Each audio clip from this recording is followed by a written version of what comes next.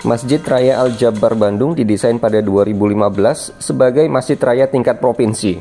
Bangunan utama dirancang berukuran 99 x 99 meter sesuai angka Asmaul Husna. Sejak diresmikan dan dibuka untuk umum, masjid ini terus menjadi magnet bagi kunjungan peziarah. Meskipun demikian, masih cukup banyak pertanyaan mengenai bagaimana rute menuju ke Al-Jabbar yang kami terima. Setidaknya kami mencatat 3 opsi rute ke sana. Opsi rute pertama adalah via tol Cipularang. Rute keseluruhan ditunjukkan oleh garis berwarna hijau pada peta di atas. Jadi setelah exit Buah Batu kilometer 142, kita masih terus ke arah Cileunyi, melewati rest area KM 147A, lalu keluar di KM 148, tepatnya di exit fungsional Gede Bage. Hingga awal 2024 sih sepertinya masih akan dikhususkan bagi kendaraan kecil dengan tinggi kendaraan maksimum 2,1 meter. Elf atau HS tidak bisa lewat sini, mesti keluar di Buah Batu atau lanjut hingga exit Cileunyi. Exit dan entrance tol fungsional ini baru tersedia ke arah barat ya atau Jakarta, sedangkan ke arah timur, arah Cileunyi itu kami pantau belum ada.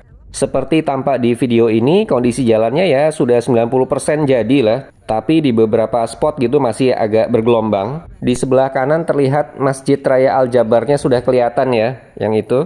Sedangkan di sebelah kanannya lagi tampak Stadion GBLA, Gelora Bandung Lautan Api. Keduanya memang berada kira-kira di kawasan yang sama. Exit tol Gede Bage ini cukup membantu, terutama bagi kita yang memang akan beraktivitas di kawasan Jalan Soekarno-Hatta atau Bypass Bandung, dan khususnya lagi bagi yang akan menuju ke kawasan Sumarekon Bandung.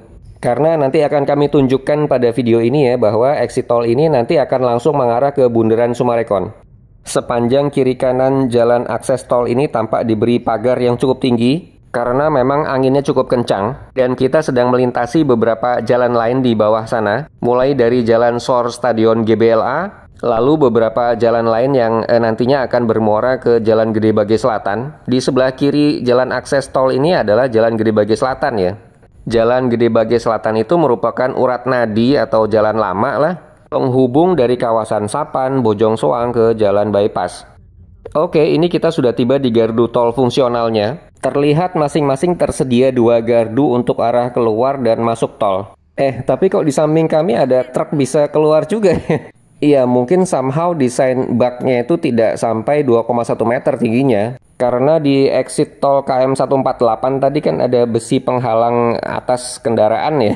Ya artinya HS atau ELF sih selama tidak melebihi 2,1 meter ya harusnya bisa menggunakan exit tol fungsional Gede Bage ini. Anyway, apapun itu, terutama bagi pengguna mobil pribadi dari arah Jabotabek, exit tol fungsional ini akan sangat membantu bagi peziarah. Sedangkan bagi rombongan yang menggunakan ELF atau HS, pastikan tinggi kendaraannya tidak melebihi 2,1 meter. Maka insya Allah tetap bisa menggunakan exit tol ini. Oke, setelah tadi tap out di gardu exit, jadi prinsipnya sih kita berkendara terus ke arah utara hingga nanti mentok ke Bundaran Sumarekon Bandung. Ya, Bundaran Sumarekon Bandungnya itu yang di depan yang berwarna hijau. Hijau itu karena tertutup semacam rumput artifisial deh kalau nggak salah. Artifisial atau rumput beneran ya gitulah pokoknya. Dari bundaran ini menuju Masjid Al-Jabbar tinggal mengikuti petunjuk arah yang cukup jelas sebenarnya, yaitu ke arah kanan bundaran. Detail arah dari bundaran hingga ke Masjid Al-Jabbar akan disampaikan pada opsi rute kedua ya setelah ini. Nah, kalau pada video ini kami coba belok kiri dulu menuju ke arah Jalan Gede Bage Raya. Jalan 3 lane ini menghubungkan kawasan Sumarekon Bandung dengan Jalan Gede Bage Selatan yang merupakan akses ke Jalan Soekarno-Hatta. Di bundaran juga sebenarnya ada papan penunjuk arah yang cukup jelas ini. Pada video tadi kami kan belok kiri di bundaran ya. Ditunjukkan oleh panah ke arah kiri ke Gede Bage.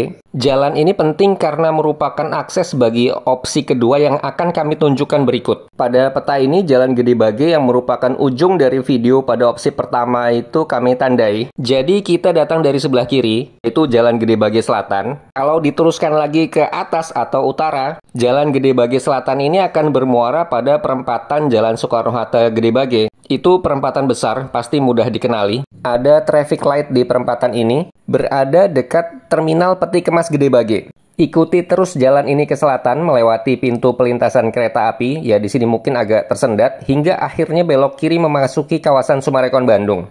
Kalau di papan penunjuk arah ini, maka kita akan datang dari arah sebelah kiri. Dari bundaran, ikuti petunjuk arah ke Masjid Al-Jabbar, melewati Taman Sumringah dengan landmark besarnya. Nanti akan ada perempatan belok kiri mengikuti petunjuk arah ke Al-Jabar hingga memasuki jalan fungsional yang ini. Jalannya masih dalam proses pengerjaan, tapi petunjuk arah ke Masjid Al-Jabarnya jelas kok. Kita ikuti saja terus jalur ini. Bangunan masjidnya juga sudah kelihatan jelas di kejauhan. Hingga awal 2024 kondisi jalan ini sepertinya masih akan sama ya, termasuk jembatan darurat Bailey dek kayu ini. Tapi jembatan ini kokoh kok, karena rangkanya sih tetap dari baja ya. Deknya saja yang dari kayu. Meskipun demikian, jembatan darurat ini hanya bisa dilewati sepeda motor dan mobil pribadi. Informasi petugasnya sih ELF atau HS itu tidak boleh, karena resiko.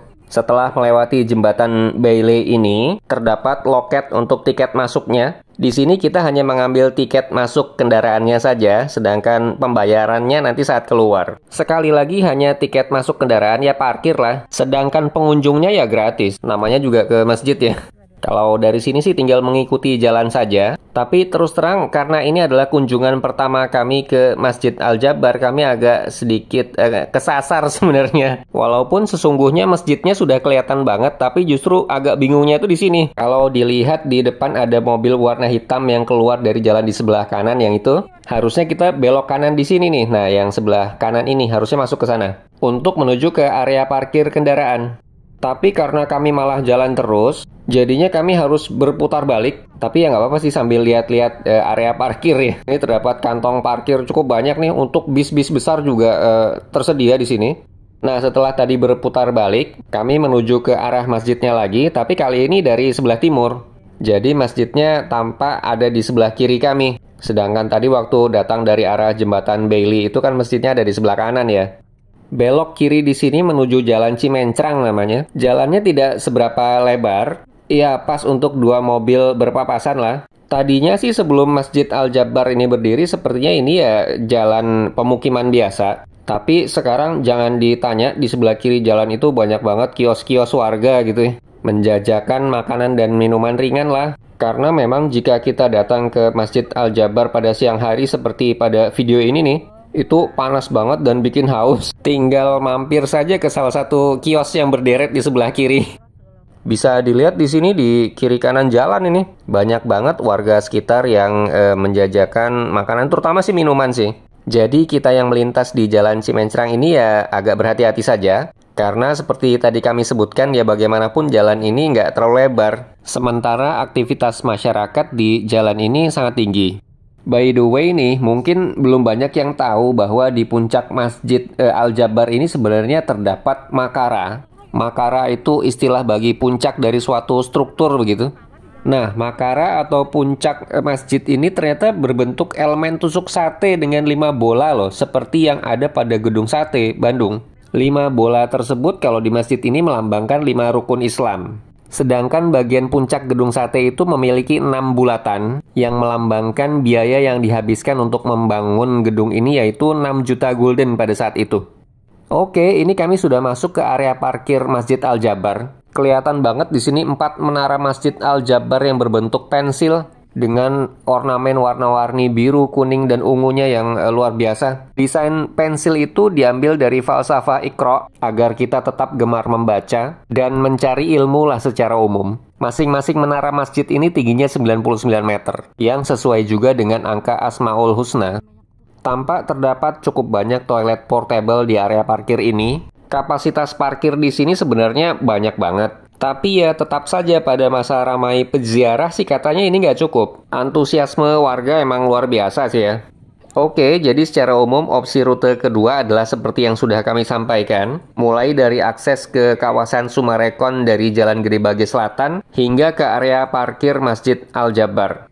Menginjak opsi rute ketiga, selain tentunya bisa ditempuh oleh mobil pribadi atau mobil kecil, rute ini pada dasarnya mengambil jalur Jalan Soekarno-Hatta, lalu langsung belok ke Jalan Cimencrang, tepat menuju arah Masjid Al-Jabar. Rute ini sebenarnya aktual kami jalani saat ke Masjid Al-Jabar dengan ELF. ELF kapasitas 19, seperti yang biasa kami gunakan dalam acara jalan-jalan PDL Jogja Tour. Jadi opsi rute ketiga ini bisa dijadikan referensi bagi Anda yang akan menuju ke Masjid Raya Al-Jabar dengan ELF atau HS gitu ya. Yang intinya berombongan lah.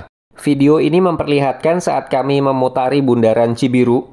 Jadi Jalan Soekarno-Hatta itu ya, kalau kita terus berkendara ke timur setelah lewat Gede Bage, kita akan tiba di Bundaran Cibiru ini. Kalau dulu sih Bundaran Cibiru ini bisa dibilang sebagai batas kota Bandung paling timur lah. Kalau sekarang kan enggak, bisa dibilang sampai ke Jatinangor juga udah nyambung aja gitu. Terlihat angkot Cibiru tuh di sebelah kiri. Sangat khas dengan warna hijau strip birunya. Ya, bagi kami yang dulu waktu zaman kuliah gitu masih kemana-mana naik angkot, itu sampai hafal gitu warna-warna angkot-angkot di Bandung. Padahal di Bandung itu kan angkot diidentifikasi dengan warnanya ya, bukan nomornya. Termasuk warna angkot Cibiru itu ya kami sih hafal. Nggak tahu kalau anak-anak zaman now ya, kayaknya sih nggak hafal deh.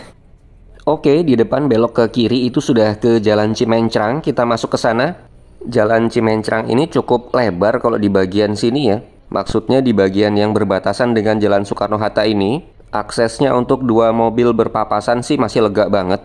Kontur jalannya juga datar dan aspalnya halus. Untuk ukuran elf yang saat itu kami gunakan sih masih memadai banget.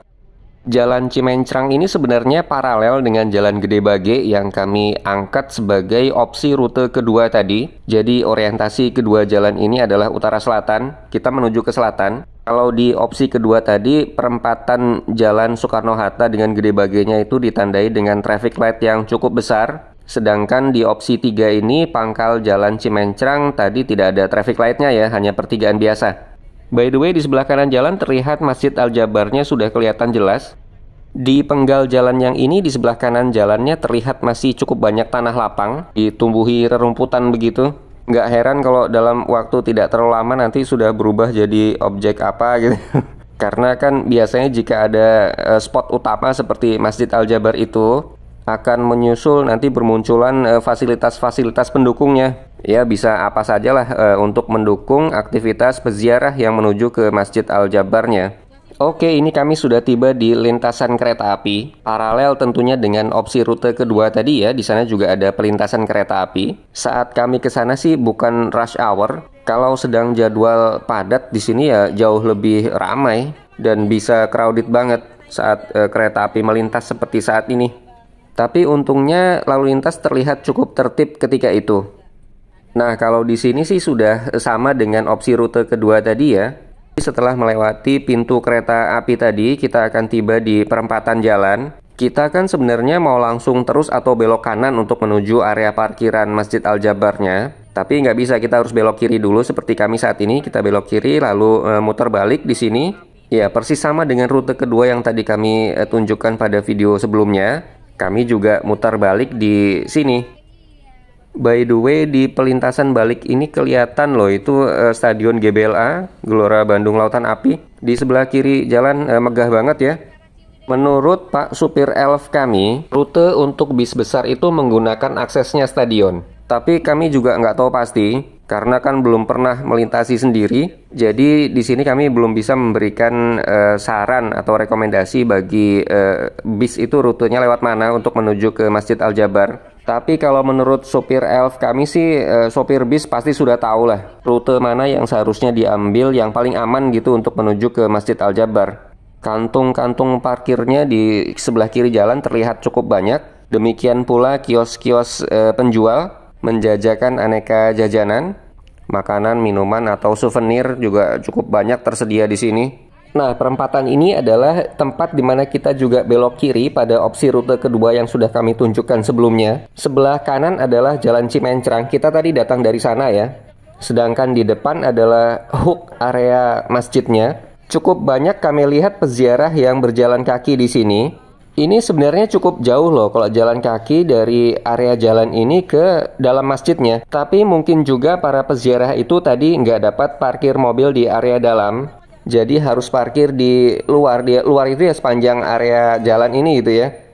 Karena di sepanjang jalan ini juga kami lihat banyak mobil pribadi maupun elf bis juga yang pada berparkiran di sini. Ya kagum aja gitu semangatnya jalan kaki jauh-jauh dari sini ke dalam masjidnya. Di sebelah kanan jalan tampak berbaris bis-bis pada parkir ya, luar biasa. Nah, pertigaan di depan adalah akses yang benar menuju area parkir masjid. Lihat kijang hitam di depan ya. Belok masuk ke jalan ini. Jalur yang diambil kijang warna hitam di depan itu adalah yang benar jika kita datang dari opsi pertama maupun kedua. Jadi langsung belok kanan di sini. Nggak perlu terus selalu putar balik nanti untuk menuju area parkirnya. Di sepanjang jalan tampak kereta wisata Masjid Al-Jabar. Kami sudah pernah naik sekali kereta wisata ini, menarik deh. Boleh dicoba. Sewaktu itu kami ambil rute dari parkiran masjid, lalu muter kembali lagi ke parkiran masjid. Per orang hanya Rp10.000.